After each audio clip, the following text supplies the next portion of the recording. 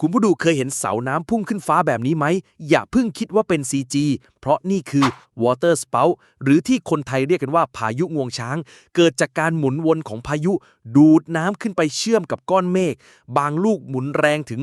150 กิโลเมตรต่อชั่วโมง สามารถดูดน้ำขึ้นได้สูงหลายร้อยเมตร รู้ไหม Water Spout สามารถเกิดขึ้นได้ทั่วโลก แต่ที่เจอบ่อยที่สุดคือ รัฐฟลอริดา สหรัฐอเมริกา โดยเฉพาะช่วงหน้าร้อน